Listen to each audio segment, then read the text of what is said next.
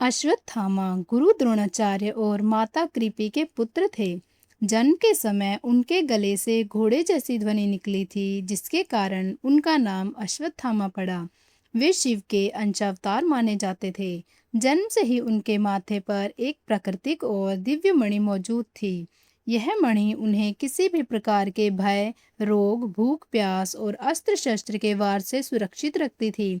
इसी मणि के कारण वे अत्यंत शक्तिशाली और अजेय योद्धा बन गए थे। महाभारत युद्ध के 18वें दिन जब दुर्योधन मृत्युशैया पर था, तब अश्वत्थामा ने पांडवों के समूल नाश की प्रतिज्ञा ली।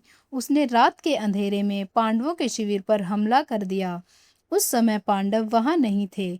अश्वत्थामा ने पांडवों के भ्रम में उनके 5 पुत्रों की सोते समय निर्ममता से हत्या कर दी। इस जघन्य अपराध के बाद जब अर्जुन ने उसका पीछा किया, तो अश्वत्थामा ने खुद को बचाने के लिए अत्यंत विनाशकारी ब्रह्मास्त्र चला दिया। प्रत्युत्तर में अर्जुन ने भी ब्रह्मास्त्र का संधान किया। सृष्टि को विनाश से बचाने के लिए महर्षि वेदव्यास ने दोनों को अपने अपने अस्त्र वापस लेने को कहा। अर्जुन को ब्रह्मास्त्र वापस लौटाना आता था, लेकिन अश्वत्थामा इस विद्या से अनजान था। उसने अपने अस्त्र की दिशा बदल दी और उसे अर्जुन के पुत्र अभिमन्यु की गर्भवती पत्नी उत्तरा के गर्भ की ओर मोड़ दिया, ताकि पांडवों का वंश ही समाप्त हो जाए। इस क्रूर कर्म से उत्तरा के गर्भ में पल रहा शिशु नष्ट हो गया। भगवान कृष्ण ने अपनी योग माया से उत्तरा के मृत शिशु को पुनर्जीवित कर दिया। इसके बाद कृष्ण अश्वत्थामा पर अत्यंत क्रोधित हुए। उन्होंने अश्वत्थामा के माथे से उसकी दिव्य मणि जबरन निकाल ली।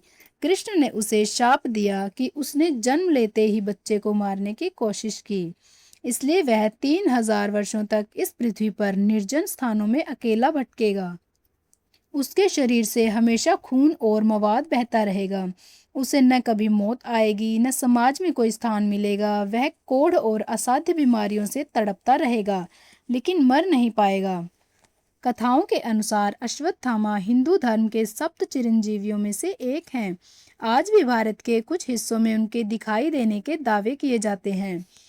असीरगढ़ किला यहाँ स्थित शिव मंदिर के बारे में मान्यता है कि अश्वत्थामा हर सुबह तड़के आकर सबसे पहले शिवलिंग पर पूजा करते हैं और ताजा फूल चढ़ाकर जाते हैं। नर्मदा नदी के तट।